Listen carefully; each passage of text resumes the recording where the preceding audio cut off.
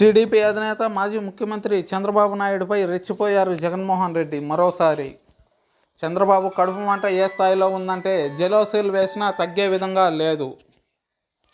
శవరాజకీయాలు చేయడంలో దిట్ట అయిన చంద్రబాబును ఎన్నికల్లో ఎదుర్కోవాలంటే ఆషామాషి వ్యవహారం కాదు. ఏపీలో ఎన్నికలు దగ్గర పడుతున్న కొద్దీ రాజకీయ పార్టీల నేతల మధ్య మాటల దాడి పెరుగుతుంది. ఆరోపణలు, మాటల్లో తీవ్రత పెరుగుతుంది. ఈ క్రమంలోనే ప్రకాశం జిల్లా కొనకమిట్ల వేదికగా జరిగినటువంటి మేమంతా సభ సిద్ధం బహిరంగ సభలో చంద్రబాబును ఉద్దేశించి సీఎం జగన్ చేసిన సంచలన వ్యాఖ్యలు. చంద్రబాబు ఓ హంతకుడు, శాడిస్ట్ అంటూ తీవ్ర వ్యాఖ్యలు చేశారు. అవతాతమ్మలను 31 మందిని పొట్టన పెట్టుకున్న ఘనుడు చంద్రబాబు ఇంకెంతమందిని బలి చేస్తాడో తెలియదు. అదే మీ బిడ్డే కనుక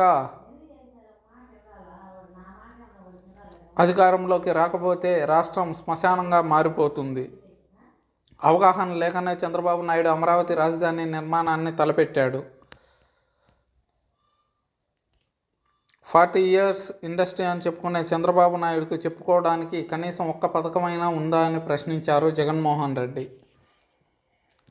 చంద్రబాబు నాయుడు తన బినామీ అయినటువంటి నిమ్మగడ్డ రమేష్ కుమార్తో ఈసీకి ఫిర్యాదు చేయించి అవతాతలకు, వితంతువులకు వాలంటీర్ల ద్వారా పెన్షన్ రాకుండా అడ్డుకున్నారని ఆరోపించారు.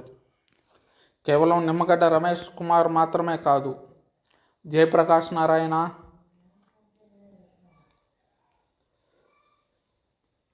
మేధావుల ముసుగులో ఉన్నటువంటి మరికొంతమంది చంద్రబాబుకు వంత పాడుతున్న విషయం తెలిసిందే.